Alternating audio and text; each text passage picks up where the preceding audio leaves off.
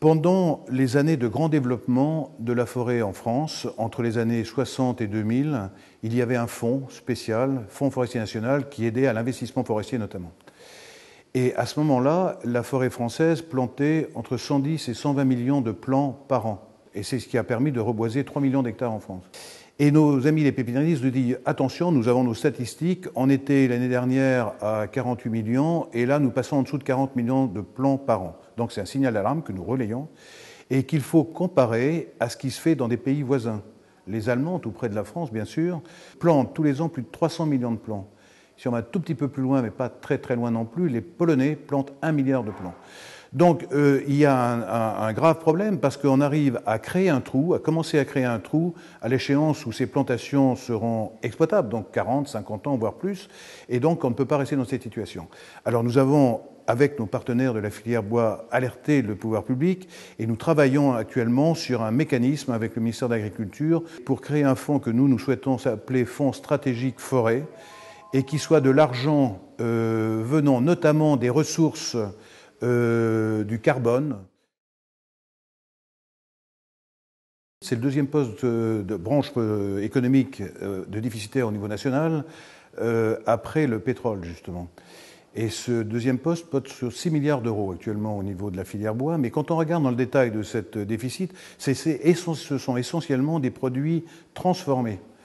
C'est le meuble, la pâte à papier, et si on se rapproche un peu de la forêt, le sciage résineux. Et on se rend compte qu'en affinant l'analyse sur l'amont de la fourniture forestière, eh bien nous exportons des grumes résineuses alors que nous importons des sciages. Donc il y a une question qui n'est pas de la production forestière, mais de la capacité à transformer par des scieries le bois en France.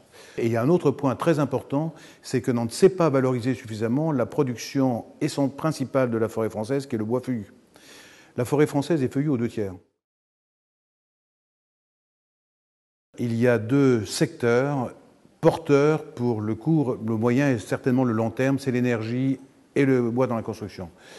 L'énergie, pourquoi? Parce que tout le monde sait que l'époque de la pleine ressource en pétrole, en gaz, est derrière nous et qu'à plus ou moins brève échéance, on va vers une diminution de cette ressource et qu'il faut donc chercher d'autres ressources. Et parmi ces autres ressources, il y a les ressources bio-renouvelables.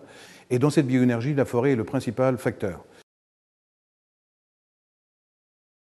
La partie biodiversité, nous sommes toujours dans le bio, mais la diversité est autre chose. On a évoqué que la forêt française était très biodiversifiée et nous travaillons, c'est-à-dire que nous travaillons à l'éducation des propriétaires forestiers pour faire encore plus.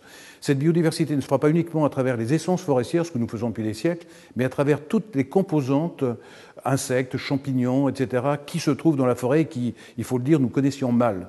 Donc, nous apprenons à les connaître, nous enrichissons notre expertise auprès de ceux qui savent. 2, nous préparons des documents de formation pour les millions de propriétaires forestiers qui existent. Et 3, nous formons les propriétaires.